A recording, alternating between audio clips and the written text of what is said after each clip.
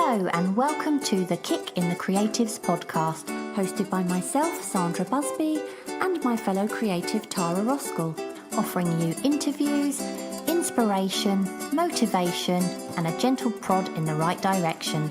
And for lots more information, challenges, and other useful tools to help you get creating, you can go to www.kickinthecreatives.com. And of course, this is where you can also find today's show notes. Enjoy the show.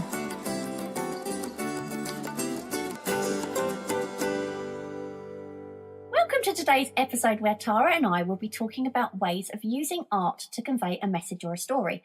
And this is a special episode because we're starting a podcast relay where we'll tag two of our personal favourite creative podcasts and ask them to share their own views on using art to convey a message. So we are tagging the Your Creative Push podcast hosted by Youngman Brown, and we're also tagging the 3 Point Perspective podcast hosted by Jake Parker, Will Terry and Lee White.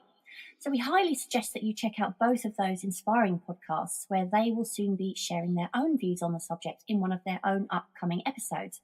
Meanwhile, before we get on to today's topic, thanks to everyone who's been sharing their work with us on social media. Once again, I think the 5-minute March challenge proved to be really popular. I really enjoyed Mumsy Savo's sketches, Tara. Did you see the ones that she did of her husband? I say that in quotes. No, I missed that. That wasn't the really hunky bloke, was it? Yeah. She did say they weren't her husband. Yeah. But they were really entertaining to look at. And also Rusila Moodley, she did some gorgeous pieces for the March Mixed Media.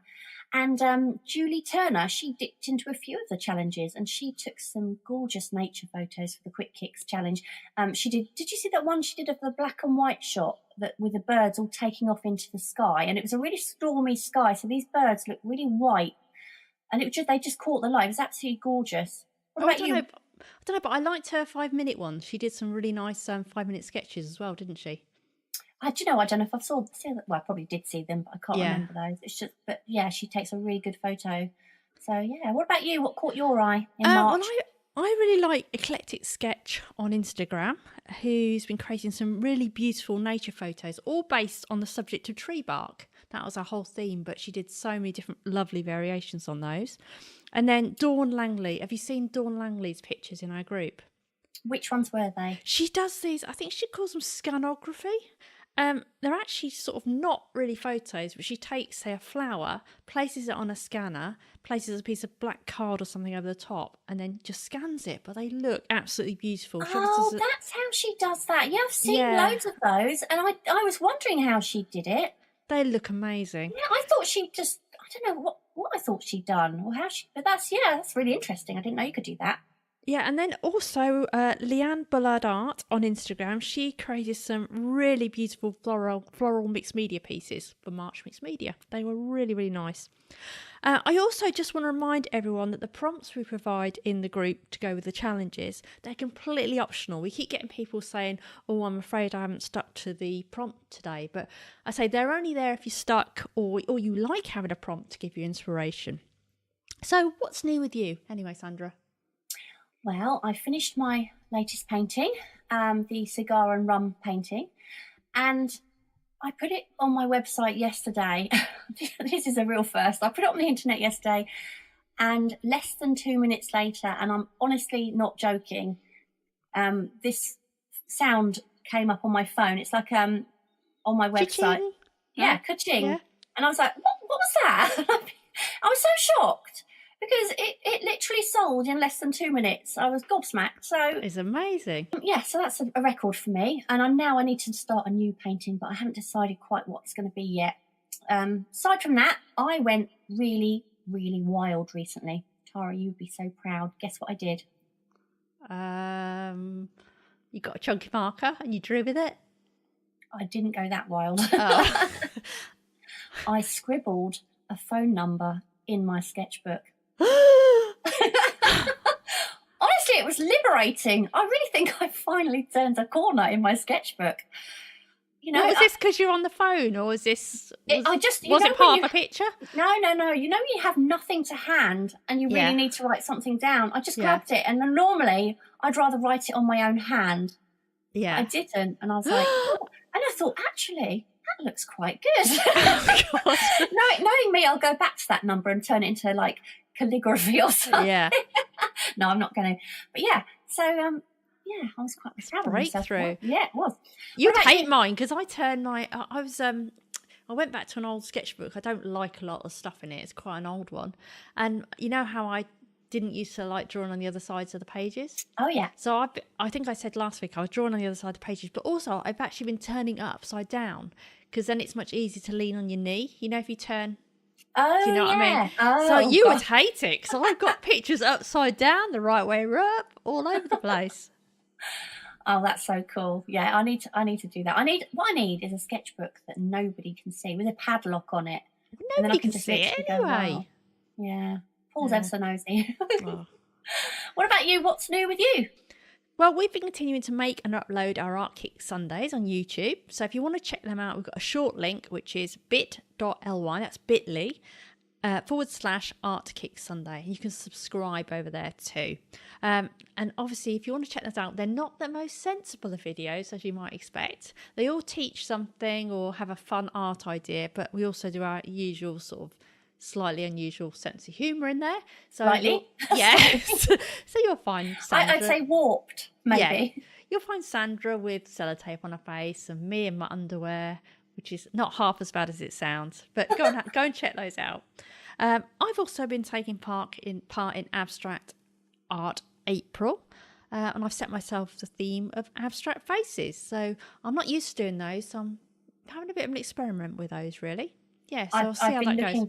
Yeah, I've been watching those that you've been doing so far, and I love them. I absolutely love them. They're brilliant. Thank you. But yeah, I have this problem that I seem to be able to do something once, if this makes sense, but then I can't repeat it.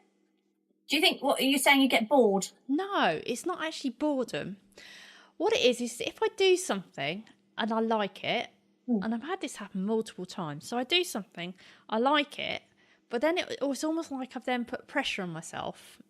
So the next time I come to do it, instead of being the loose experimental thing it was originally, it then becomes, I want to try and make it look like that, as in the same feel. Yeah. And then I just overwork things and it's stilted and stinted. So I only seem to be able to do one of something sometimes. It's very frustrating. And also I have this aversion to paint. I think I've told you before. Yeah, yeah. So, but I like the look of it, but I really don't like doing it. So I wonder why that is then. I don't like the mess. I don't even like, literally, I'll have the palette out, I'll be squirting out the paint, I think, oh, that is so messy. Even just looking at it on the palette. Oh, yeah. I love it. I love squeezing paint. Oh. And I'm really tidy in general. Well, I'm the opposite, you see. Yeah. Which is odd. But yeah, so who knows? I suppose we should get on today's episode. Yeah, we should. So we're going to be talking about ways to convey a message or a story through your art. And this can be anything from saying something you feel the need to say without having to actually say it. In other words, a way of expressing a message or your feelings, to creating a piece that tells its own story, and everything in between. I mean, we see it all the time, don't we? A painting of say, an object, maybe a bowl of fruit or something, and there's nothing more to it than that. It's just simply art that matches the sofa, and that's perfectly okay. But art can be so much more multi-layered than that, and a piece of art, no matter what genre it is, can have a much deeper meaning behind it, often something only the artist knows. Or sometimes there's a more obvious story, something that's shown quite literally. And sometimes you're just not sure and it leaves you asking questions. And I really like those ones in particular, you know, the ones where you can almost create your own story. And I remember seeing once a painting of a woman who was hugging someone. And at first glance, it's just a woman embracing a man. But then I noticed that her eyes were looking across the room, somewhere unseen by the viewer. And it was really clear by her expression that there was something or someone else on her mind.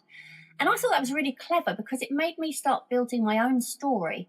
And that's when my imagination really kicks in, and I love that. So the artist is just given just enough information, but then you get to fill in the blanks. So do you ever create a story in your own work, Tara, at all? Not usually, but I have drawn on my own experience in the past, but then I usually put like a fun twist on the back of it. Mm. So it's not necessarily deep and meaningful, but I guess it does convey a story, and usually it's a half truth. So it starts off with something true, and then I put a little funny twist at the end. So if I give you a few examples, I once created a little cartoon about wanting a pet when I was about 8, and this was true. I desperately wanted a pet.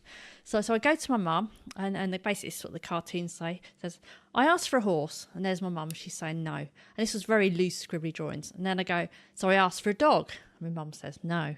So then I asked for a rabbit, and she says yes. And then it's the picture of me with a little rabbit over my shoulder, and a little love heart. It says, I love that rabbit. And then there's a picture of me crying. It says, a few days later, he died. And then there's a picture, and then there's a picture of a rabbit with a saddle on. And it says, turned out he couldn't support my weight. And then at the bottom, it's P.S. I made that last bit up. He lived to be 6.5. But I was going to say. Yeah, it's just the idea of twisting it. So, you know, I wanted a horse, so I tried to ride the rabbit. Yeah? But that's what I like to do. So I've also created little doodly cartoons. I created one during one of our challenges, actually, last year, about a little creature called a habit. And I guess you could call that a story and a meaning behind it. Or a habit was split down the middle, this little habit creature. So you got the good habit and the bad habit. And then it was just all the different sides to these good and bad habits. You know, so the good habit pretends to enjoy a salad lunch.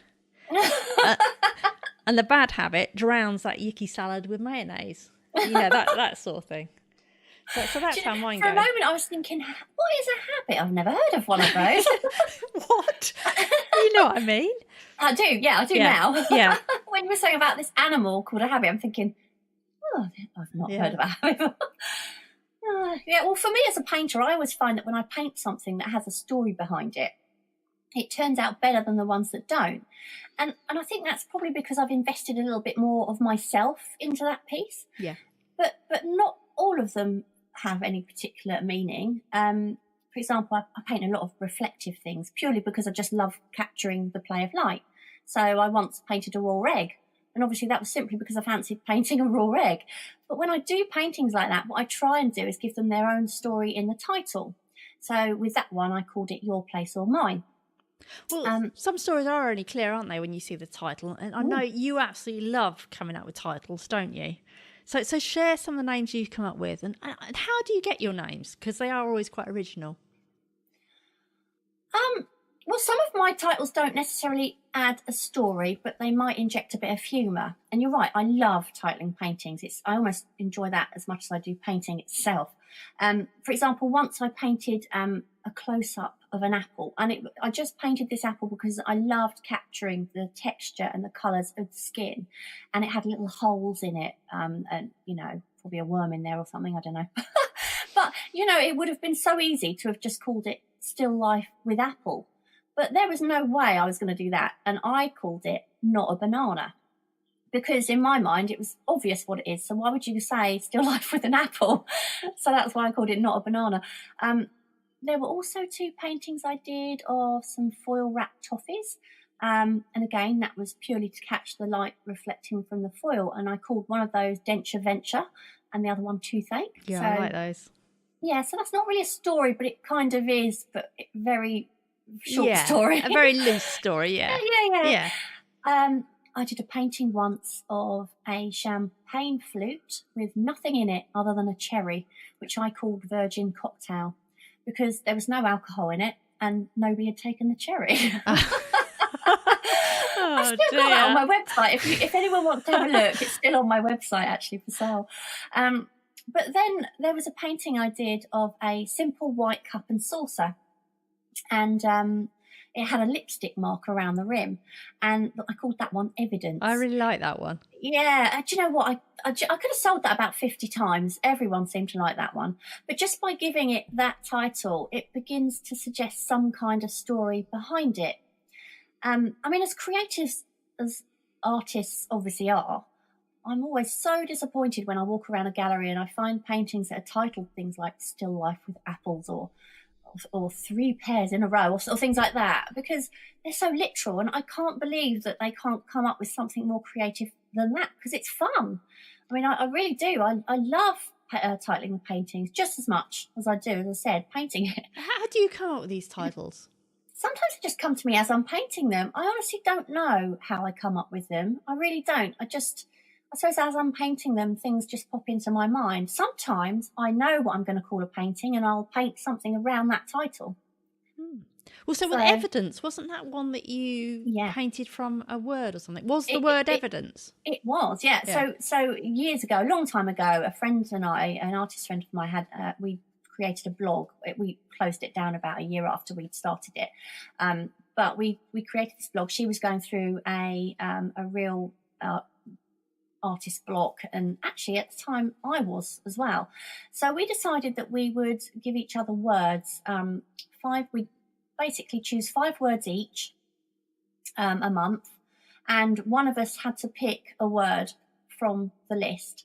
And in this case, the word I picked was evidence. So we both had to paint a painting around that word. So that I came up with this white teacup and saucer with the lipstick. So basically my painting came from the title. Yeah. So if ever anyone gets artist block, it's a good way actually of getting out of it, giving yourself a title and just, painting something from that. Yeah. But yeah, the type of art you create, Tara, that's more geared towards amusing stories, isn't it? So I don't suppose you need to title yours, do you? Not in general, but I do occasionally. I mean, when I did the 100-Day Project a few years ago, I remember I did those post-it cartoons. They were just little sticky notes with drawing. They're very, very whimsical. But I had some of those had a sort of overarching title for a set of them. So I had 5 or 6 cartoons and they were titled If Life Was Like Social Media. So then there'd be part 1, part 2. So I guess that's a title. So I'd have part 1 would be a little cartoon of 2 post-its. One of the post-it people was pressing a button on the other one's head. So it would be, if life was like social media, people would have an off button. Because I think a lot of us would like that. Tari, would you switch me off? I probably would, quite often, yeah. Or would you turn me down? I don't say, would you turn me on? Anyway, then that would be worrying. Yeah, it would be worrying. Then I had another one. It was again, if life was like social media. And then it says, meetings would be much shorter. And then she's saying to one of the guys, please make your point in 140 characters or less. So I guess I do play on that as well. That's what you need to say to me. Yeah, these would all be applicable to you. I'm going to send them to you. I've also had an idea to form a series of semi-abstract characters, and these are the ones we were talking about before the show, actually. The one I did with the head with rubbish in it? Oh, yes. Yeah. So it's this abstract head with a flip top, and inside it is a newspaper and a phone. And this is based on an idea from years ago when I was at college, but I'm sort of reviving it. And it was called Filling Your Head with Rubbish. And it's based on the idea that we all consume, or I think a lot of us consume, too much news from the media, and generally it's all bad news. So I try and avoid it as much as possible because it just makes me feel really down. You and me both. I'm not going to mention the B word, but I'm going to say the B word. Everyone's going to know what I mean. And also the T word. I'm sure all of our American friends will know. But basically, everyone keeps saying to me, I am so bored of hearing about the B word and the T word. And I'm thinking, I'm not really, because I don't listen to it. I just don't even watch it. So it doesn't bore me at all. You can't avoid it, can you? But it is that thing. But you can to a point. Yeah, and I guess when I did that painting, which was in acrylics, and I was saying before, I have trouble with, I don't like paint. I don't know if I said that on air or off air, but anyway, I have a bit of an issue with paint. I don't really like it much. But that one, I have trouble then repeating something. So I'll draw something and I have an idea for a series of characters that kind of go with this, a series of sort of themes. But I'll paint one, not quite knowing how it's going to turn out. And I made it quite grungy and grey. But then I can't seem to paint another one, which is really odd. I don't know if anybody else has this same problem. It's almost like once I've done one, I'll think, I actually quite like that. And then I can't repeat it. I know what you're saying, because actually Paul said to me yesterday when that painting of the cigar and the rum sold. Yeah. He said, you'll have to do another one. Yeah. And I was like, well, I can't just do that, because I don't know why, I have to feel like doing something, and now I've just done that. I don't get me wrong, I definitely want to revisit the cigar. Yeah. Because painting the textures of that cigar, I loved it, and that lovely shiny label, I really enjoyed it. But no, I couldn't do. I've had people ask me this before. Can you do another one? And I could sell paintings like that a lot easier, because somebody will ask me, oh, I want one like that. But as soon as I'm asked to do something that I've done before, straight away I almost think, no, I can't. That's kind of got out of my system, and I need to feel like doing it again before I do it. Yeah, I mean, this for me, I think, is the others wouldn't be. I'm assuming you're talking about doing almost exactly the same thing again. Well, no, just based, say another cigar and rum painting. Oh, I see. Yeah. Know. Well, I guess that's the same thing then. And but just a different setup. I'd never do the same setup. I'd never try and, I wouldn't attempt to do two paintings the same. For a start, it wouldn't be fair on the person who'd bought an original painting, but you could never ever get it exactly the same anyway. Yeah. And I'd find it boring to do that. So it'd have to be a different setup altogether. Yeah. But with the same things included in it, I suppose. I also think it's something to do with pressure. This is what my other half was saying to me last night, because he said, you're putting too much pressure on yourself. Because you've done one, you like it, you now want to repeat that on another one. And whereas you didn't have any pressure on yourself for the first one, because it was like, I don't know what this is going to look like. It could look rubbish. You might like it. You might not. And I didn't even know I knew I wanted this grey feel to it, but I didn't know quite what it was going to look like, if that made sense. You know, because it's out of my head, it's not something I'm seeing and trying to put on paper. So yeah, the first one was like all new, and then I just can't seem to repeat it. But I've had that happen multiple times. So, I mean, you were telling me to fight through it, weren't you? Well, yeah. But it's a bit like the sketchbook, though, isn't it? Almost you get a brand new sketchbook and you create a sketch on the first page that you love. Yeah. Almost stops you going on. Because you think, oh, what if my next one isn't as good? So there's a good answer to that, is to just start somewhere in the middle and then just random pages rather than doing... Yeah, which I think is why I've switched it up a bit, and I'm doing the other type of loose faces. But it would almost be a benefit, wouldn't it, to just do your first page and make it deliberately terrible so that it can only get better. Yeah, and I mean, mine aren't even in the sketchbook. I've deliberately done them out of a sketchbook. So, but it's funny because the sketchbook I've been using to do as some of our videos, it's kind of like a big pad that you just tear the pages out. It's a massive pad, and it was only cheap, and it's not a sketchbook. It's not something you keep. But it's interesting because a lot of the sketches I've done randomly on that weren't for the videos have been, probably my best ones. And it's when you look in my actual sketchbook, I think it's because. It's freedom, I'm putting isn't it? Pressure on, yeah. Because I'm thinking, I don't care about this sketchbook anyway, this sketch pad anyway. Yeah. So I just do it, and I think, I wish I'd done that in my sketchbook. Well, I'm like that with we're going right off topic here. Never mind, we always do this. But we will get back to it.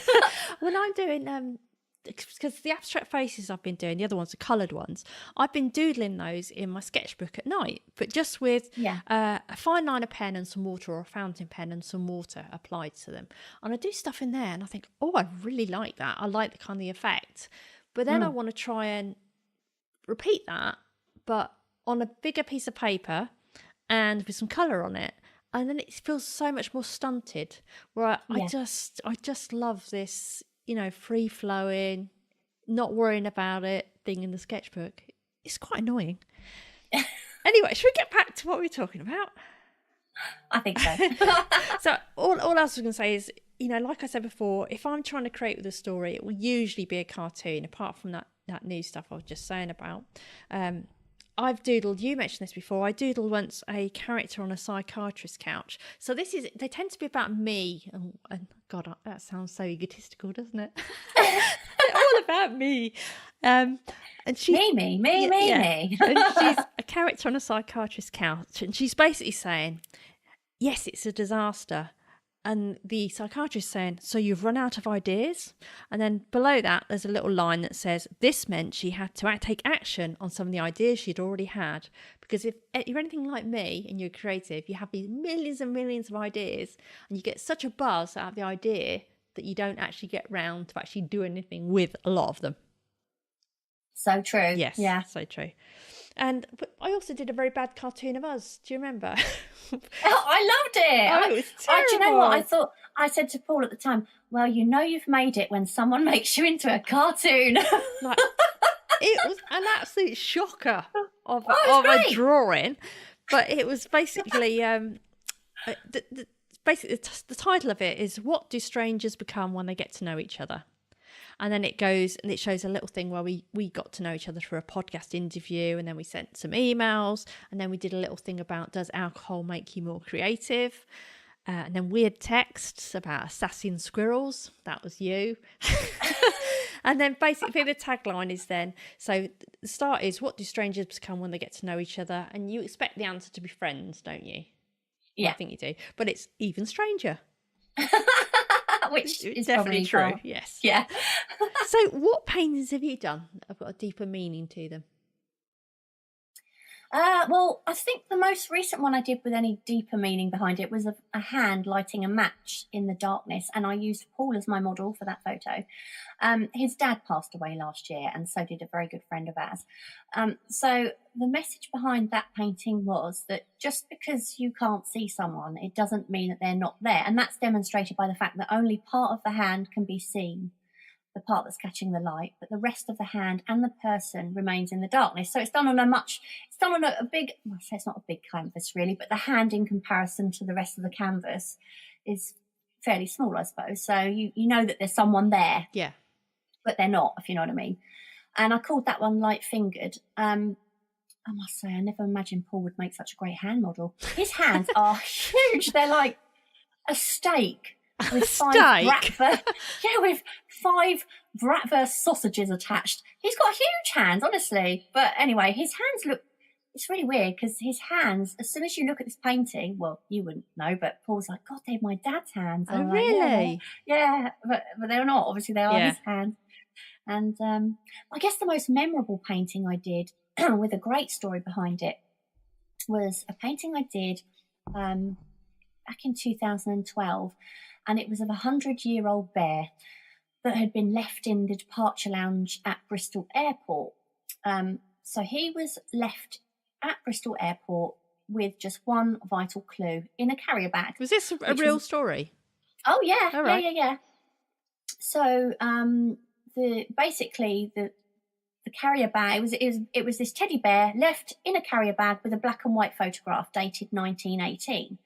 And the photograph was of 2 children, and one of them was actually holding the bear that was in the bag. And on the back of the photograph was written in sort of scrawled biro, with dearest love and kisses to our darling daddy from your loving little daughter and sonny, Dora and Glyn. So Jackie Mills at Bristol Airport, she'd been on a mission to find the owner. And the story had been published in the national newspapers, believe it or not. And anyway, I'd read about this bear and completely fallen in love with it. And funny enough, I had just finished my 7th painting in a series of vintage style teddy paintings that I've been working on, and I've been looking for my finale bear. So it was almost like he was meant to be the one. So I emailed Jackie because it gave her name. Basically in the paper it said if anyone has any information, please contact Jackie Mills. So I emailed her and said, look, while you're waiting to find who this bear belongs to, can I paint him, please? Oh, that's good. I fully expected her to say no. Yeah. You can't, because obviously it's precious. Yeah. But anyway, she obviously looked at my website. At the time, my website was full of these bear paintings because that's what I've been doing. And she emailed me, and we emailed back and forth. And finally, she obviously realised I checked out, and she said yes. So a few days later, this little bear arrived in the post, and I painted him. And I painted him sitting next to a really battered old suitcase with a black and white postcard and a few other things that helped tell his story. And I mean, it's a really long story, so I'm trying to cut this as short as possible. But basically, you don't do short, do you? I took the painting back to Bristol Airport to show Jackie at the same time as returning the bear. Yeah. Anyway, that bear, I mean, there was no agenda to what I'd done at all. There really wasn't. I just painted the bear because I wanted to paint the bear. But that bear painting ended up to be published alongside this bear's story in so many online newspapers around the world. I couldn't even believe it. Fantastic. It really was. Anyway, eventually the owner was found, so it was a really, really happy ending, so that was good. But yeah, I always say, I have a light side and a dark side to my paintings, and I'm still trying to work out why that is, but I go through kind of periods of both. So sometimes, as you know, I'll do all my sort of bright marble paintings and glasses and, really light, bright paintings. And sometimes I do these more darker ones, like the cigar and the rum I've just done, and the hand. It's almost like I've got a masculine and a feminine side. I don't know, but I don't know whether that reflects my personality. I don't know. I mean, I'm a Gemini, but perhaps that could sound a bit pretentious. I don't know. Do you believe in that stuff? Well, I think there's a lot of pretentiousness about this kind of stuff, but I generally do feel that there are two sides to me. One of them wants to paint dark paintings and one wants to paint light. I don't know. And I do think it changes according to my frame of mind and my mood as to what I want to paint, because it's interesting, isn't it? Last year wasn't it wasn't a good year. It was a darker year, personally, as in losing people. And it seems that I went back to painting my darker paintings. That's not to say my darker paintings mean they're miserable at all, not in the slightest, but I just find that kind of interesting. I don't know if there's any kind of subconscious behind it. But you're still on the dark ones now, aren't you? I am, but then now I'm at that point now where I'm thinking, oh, I might paint some marbles. I just don't know. But does your work ever change according to your mood? Well, if I'm in a bad mood, my drawing just totally sucks. So so I probably don't produce that much, really, if I am in a stroppy mood. No. Sometimes if I start to sketch something, it can improve my mood, if I'm just doodling in the sketchbook. But then it has that flip side, because then if I doodle something and it looks terrible, it makes my mood even worse. So so I do think it can reflect your mood, but for me it's not necessarily always that helpful. It can be. I say it can pull me out of it, but it can send me either way. It's like alcohol. It's like wine can send me either way. So yeah. I think a lot of people seem to stop creating when they feel low, but I think that it can really help if you do more of it. I mean, there's nothing that takes your mind off the things going on around you like the creative process, is there? Or better still, you can kind of use it as an outlet, and sometimes that's when you produce your best stuff.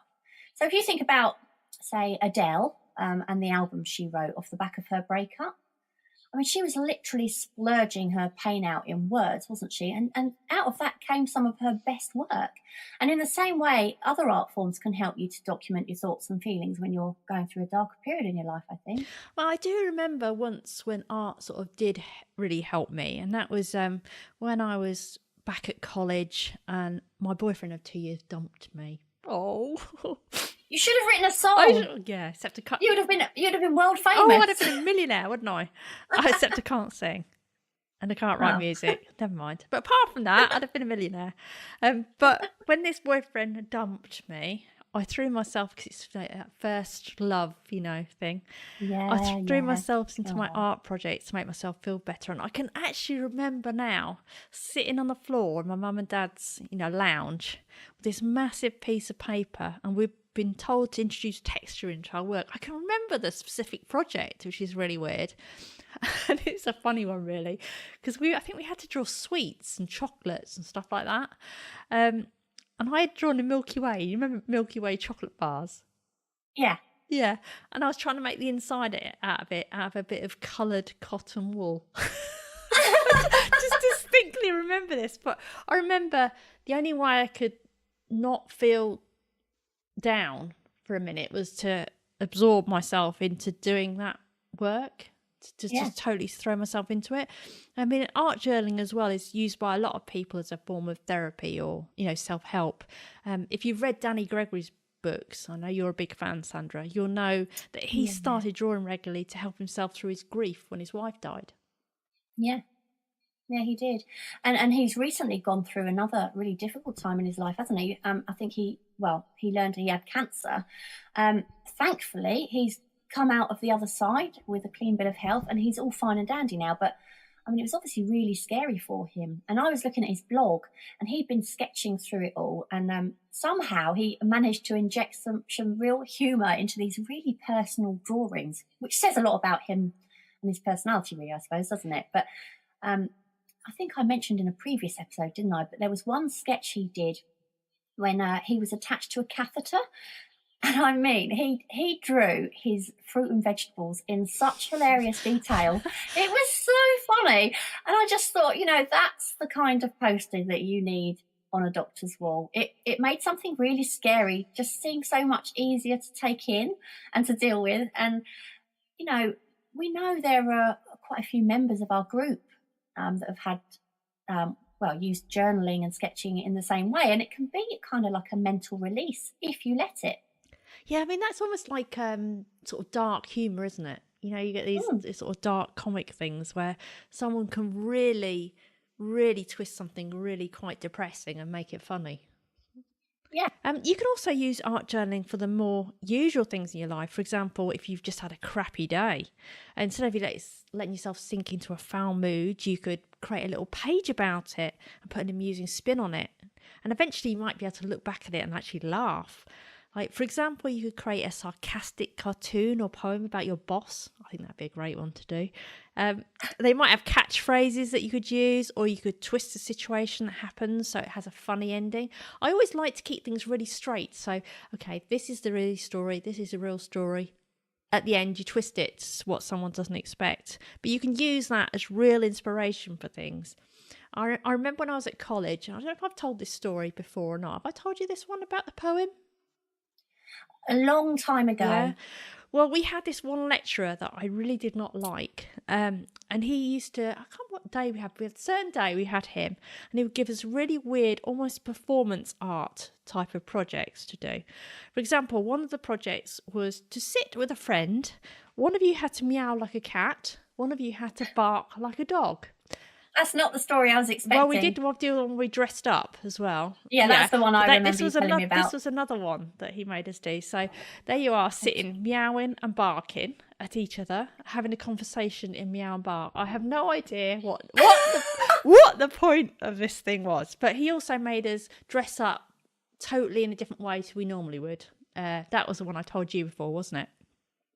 Yes. So I was wearing yellow stilettos and fishnet stockings. I just used to hate, because I used to think it was so pointless, and I'd much rather just be drawing, or Do you think it was actually part of the curriculum, or do you think he was just weird? No, I don't. Do you think he was secretly videoing all these teenage girls in there, maybe dressed up in stilettos, meowing like cats? Maybe, but it was just odd, and I don't know whether it was supposed to break down your inhibitions or what.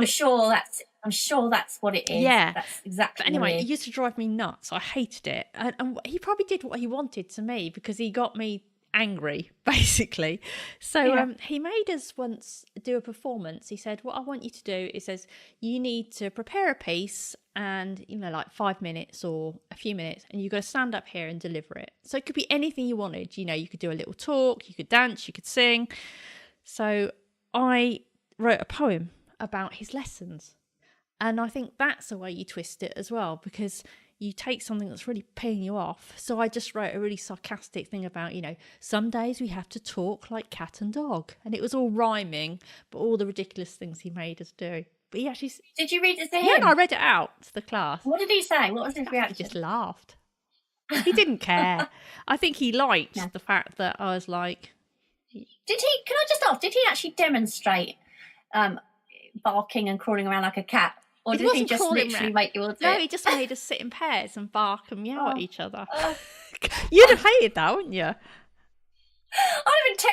have been texting someone saying, "Look at what I've got, all these, There's no these dumb kids phones. doing." There's no phones at the time.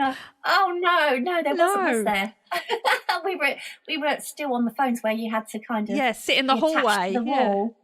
Yeah, shame. But yeah, it's funny. It's so true though to kind of turn something around and if you're having a bad day. So say for example you tidy the house, and this is a scenario that happens to me quite often. So I've tidied the house and then I go out for a little bit. And then when I come back, I find a mountain of washing that's just been dumped outside of Charlie's room. Yeah. Because he can't quite manage to get it 10 metres away to the washing basket. And you watch him step over it a million times during the day like it's completely invisible. But, you could just get really annoyed with your kids for doing things like that, or you could use it as art inspiration and send them an illustrated message. Is that what you do?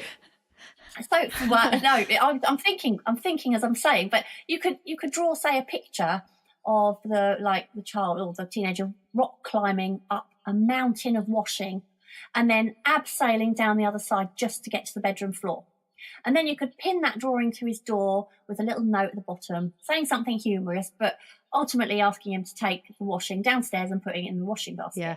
So if you imagine that scenario, which is going to be the two of you probably chuckling, against the one where you just get annoyed, then I think it's a more effective way and more a fun way to try and get through to someone, without creating any tension. Yeah.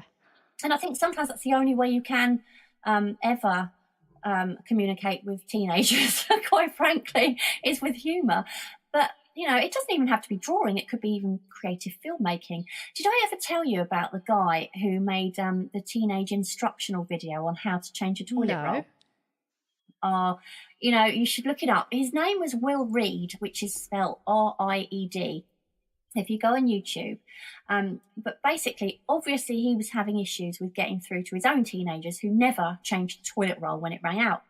So instead of allowing himself to get annoyed about it, he channeled that frustration into making a really funny YouTube video. So on the YouTube video, what he does is he gives step-by-step instructions directed directly at his kids of how to remove the old toilet tube from the toilet roll holder and then how to put a new one on. And he goes on to say, now, the advanced level would be to actually put the old tube in the bin. But let's stick with the beginner's level for now. Oh, no. Because I don't think you're quite ready for that yet. And anyway, this video went viral. And I think people were saying, we want some more. And I think he did about 3 or 4 more after that. But what a great way to get through to your kids by going viral on YouTube. That reminds me of my brother, right? I went round my mum. Their mum and dad had been on holiday, so I went round their house the other day. They were still out, but I was picking something up. They said I could go get, and my brother still lives with my mum and dad. So I went round there. He's out. And I thought, I'm busting for a wee. I'll go for a wee while I'm here. So I don't really need to tell this. It's surplus to the story. But anyway, I came back downstairs. And at the bottom of the stairs, there's 3 toilet rolls. The tubes. Yeah. And my brother, for some reason, has obviously took them downstairs from the loo, but can't quite make it to put them in the recycling bin. So it's exactly the same. Yeah, and as you walk into our front door, on the right-hand side, there is a shoe cupboard. Yeah. Literally, as you step in, and every single day when I come in the door, Charlie's shoes are sitting next to the shoe cupboard. It drives me insane. I think, why? He's just literally open the door, So, but you can get yourself in such a you can make yourself angry, can't you?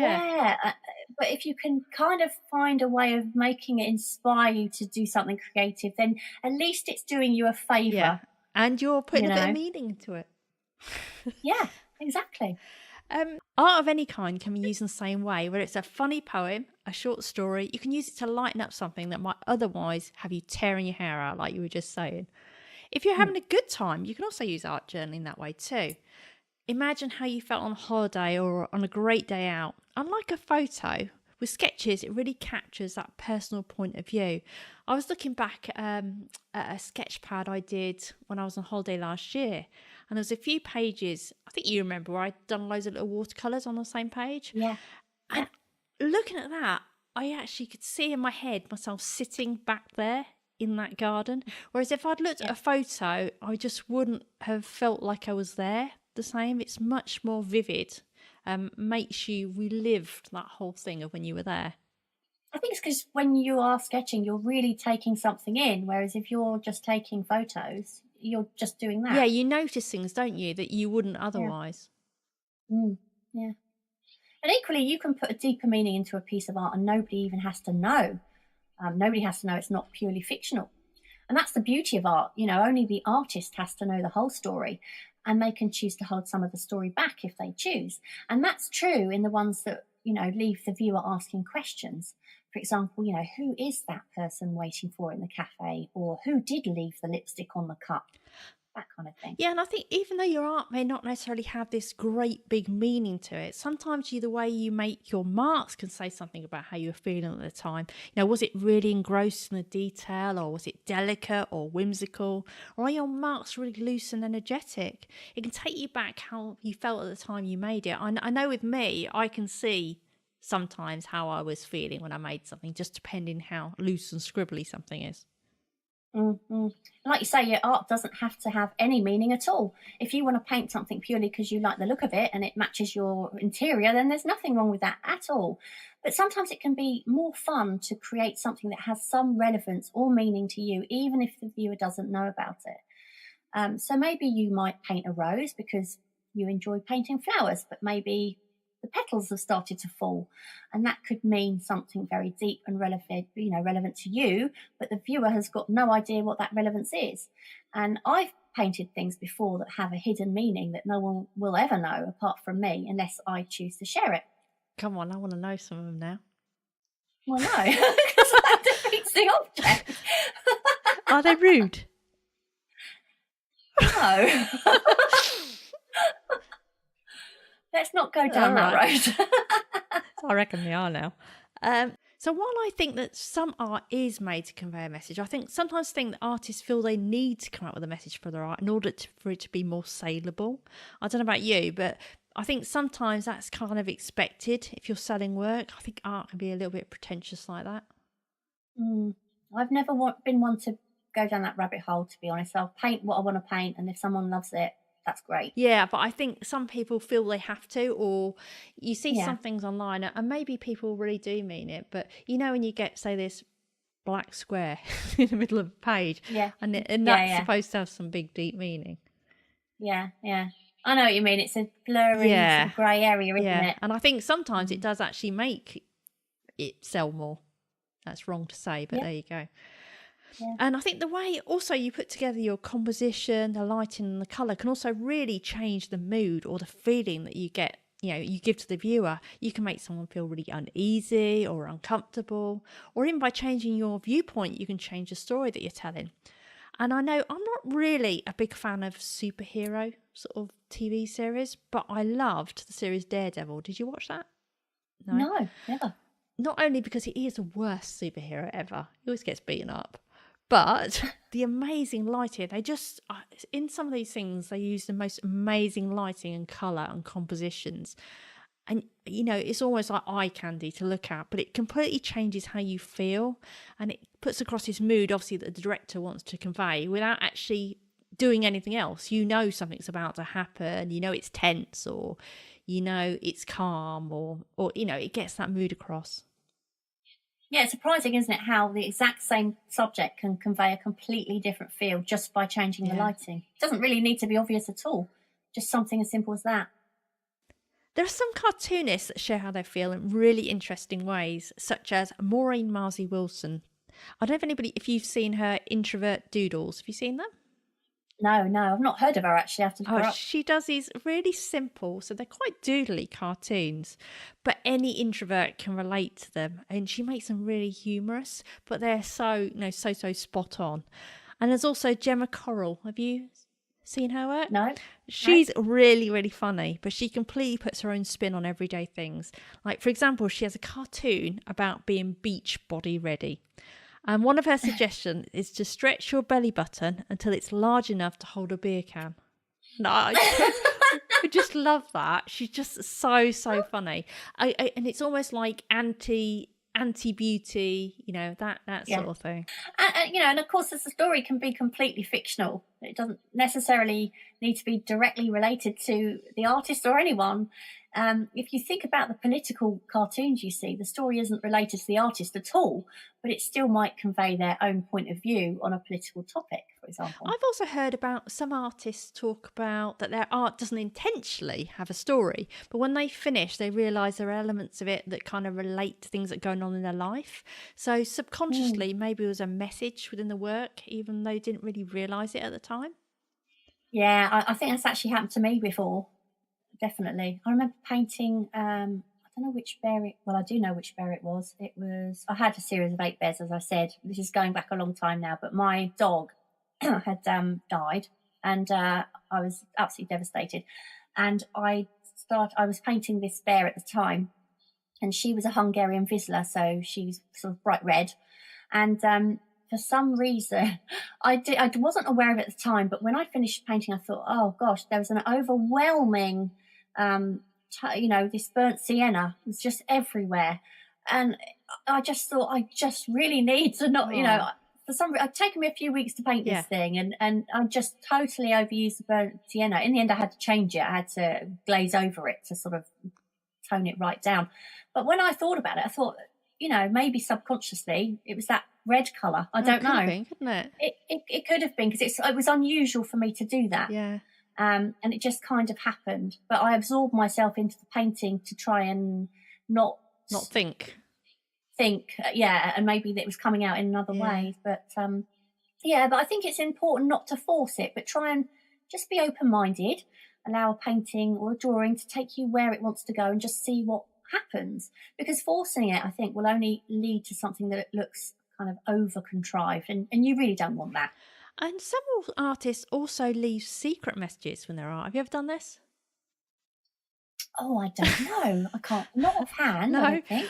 For example, Leonardo da Vinci's Mona Lisa is supposed to have a series of hidden letters and numbers within it, and no one else knows what they mean apart from him. So are they in the underpainting or something? I don't know. Obvious, are they? I honestly don't know where they are. I was just reading about it, and they said all these symbols and stuff, and nobody quite knows what they mean. Yeah. It's interesting because I've heard that the Mona Lisa was actually a man as well. Yeah, I think I've heard that. Maybe you told me. But they reckon that a lot of artists back then used to use men as models rather than women. So I thought Michelangelo did that, didn't he, as well, for some of his statues? Well, we were talking about that, weren't we, in the V&A Museum? Because I kept saying, God, some of these women look really kind of masculine. Yeah. And that's when you were saying about that, yeah. Did you ever see the film The Da Vinci Code? No, I started watching it then. No, give up. Oh, do you know what? I thought it was really, really good. It was such a good film. And I don't know how much of what he said about that painting is true, The Last Supper. But if it is, then, wow, that really is getting the viewer to read between the lines. I thought it was a great film. I don't know. What is the total story? What is it in 140 characters or less? You couldn't possibly. You'd have to watch it. But there's certain things in the painting, like, for instance, the space between, Jesus and Mary or whoever, it's like supposedly in the shape of a vessel, which is supposed to be like a womb and things like this. But there's so much in that painting that they look at, and I don't say it could be completely made up. I don't know, because I've never really looked into it. But the film itself was very clever. Right. Really, really. Was it Dan Brown? Yeah, wasn't who was the lead in it? Yeah, Tom Hanks. I was thinking no, because Tom Hanks is usually in really light stuff. I'm talking about who wrote it. But Tom Hanks is usually in really light stuff. I loved him in Big. Years ago, that film Big was one of my favourite films when I was a kid. I loved it. So now we're going to go on to our previous question that we asked in our last podcast, which is, what do you do to stay creatively motivated? And we had loads of answers, so thank you for those. The first one I've got is John Monroe, and he says, the following helps. Number 1, getting old and dreading not doing something I love. Number 2, running a writing group. Number 3, challenging myself mentally, because physically I am no longer the Olympian I always imagined I was. I was going to say athlete, but if breakdancing is being considered an Olympic sport, then I am an Olympian. I think that might be a joke, but I don't know. Angela Murphy, she said, pink gin does the trick for me. Only kidding. Well, not really kidding. Things pop into my head at all stupid times of the day, and if I don't sketch something from the nonsense my brain generates, I become a nightmare to live with. So I suppose keeping my sanity keeps me creative. And then I've got Christy C. Neff, and she says, follow my quest for peace, running from stress, hiding in my blue room. My creativity comes from within and is essential for keeping my sanity. Vodka, occasionally only, because I haven't tried pink gin yet. And I've got Otilia Hemat. Sorry if I haven't pronounced that right. But she says sometimes, or he says, I'm not sure, sometimes I will draw without thinking. Other times I read an article or a book about art. Mostly I go to an exhibition/gallery and that's enough to trigger ideas. I've got Teresa Joliffe Cameron, and she says, I start a new job tomorrow after a year off, so I know that I need to purposefully schedule time for me. So it's all about scheduling and planning for her. I'd like a year off. That'd be amazing. just a draw.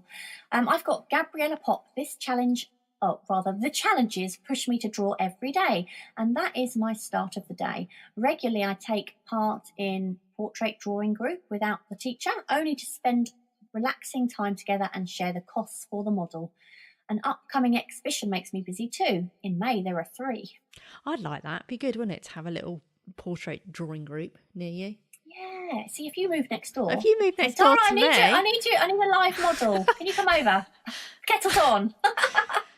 I've got Mary Flynn, and she says, nature always inspires me. The group inspires me. Having to wake up at 4:30 every morning to go to work is inspiring me to work harder so I can become a full-time artist. Anne Sellers, our family plays role-playing games once a week, which gives more art needs than I can keep up with. We play Dungeons and Dragons. Because I post some of my images for our game, I have had requests for commissions. And I've got Rusilla Moodley. She says, have been creatively motivated for as long as I can remember. It has expressed itself in poetry, photography, painting and writing a book. The problem is always finding time to unleash my passion in these creative ventures. And I've got Little Finnish Artist. Surround myself with art every day, for example, watching YouTube videos and keeping a sketchbook. If I'm somehow blocked, I think what I most love about art and draw something that is connected with that.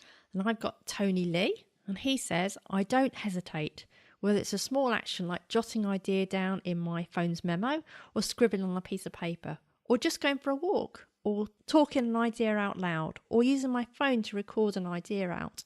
I take any kind of action in the moment, then immediately act on the idea when you get in a moment. It might not work, or it might not be something you wanted, and maybe you'll come back to it later, but do something. It will always be better than doing nothing. Such good advice, isn't it? And I've got Bless Inks. I have a sketchbook for every idea, but sometimes I challenge myself to visually relate 2 random words and get my brain going. I suppose that's a bit like mind mapping, isn't it? I like to letter and follow these lovely German calligraphers. I decided to do their lettering challenge in March with a twist. I put everything into Google Translate and lettered the literal translation. That's been a challenge. Wow, that does sound like a challenge. I've got Inklets, and she says, stay focused on projects already in the works and make sure to take 2 days a week now for drawing. Otherwise, I get overwhelmed and frustrated. And we've got a brand new question this week, which is, in what season do you feel the most creative and why? So in what season do you feel the most creative and why? As always, you can tweet us your answers at Kick Creatives or let us know in the Facebook group, which if you haven't already joined, I highly recommend you do. We'll put the question up there as well and also on the Facebook page. And of course, our Instagram page, it will always be up there, which is Kick in the Creatives. Don't forget, we're tagging Youngman Brown from Your Creative Push and the Illustration Podcast 3-Point Perspective with Jake Parker, Will Terry and Lee White for them to share their views on a topic we've just covered. So keep an ear out for their episodes too. Links to their podcast will be in our show notes. And don't forget to pop over to our website at kickinthecreatives.com to find out how you can take part in some of our upcoming creative challenges. And of course, there you can also subscribe to the podcast so you never miss an episode. And if you're enjoying the podcast, we'd be so grateful if you would leave us a little review on iTunes or even just a star rating.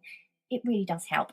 And also, you can now subscribe to our weekly YouTube video if you want to learn something creative every Sunday and see Tara and I making complete idiots of ourselves at the same time. But that's it for this week. Yep, that's it. So we'll see you next time. See you next time. Bye. Bye. Thank you so much for listening. We hope you enjoyed the episode, and if you did, perhaps you'd like to share it and leave a review for us on iTunes. Back soon.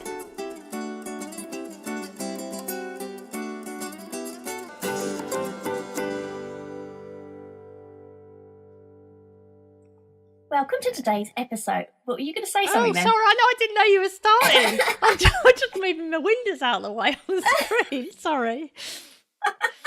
Go on, sounded shut really up. boring anyway. I really want to find a new way of going into the episode. Beatbox. Huh? Beatbox. I can't do beatbox. I can't either. Boots and cats and boots and cats. That's what Charlie Is does. it? But you have to whisper it.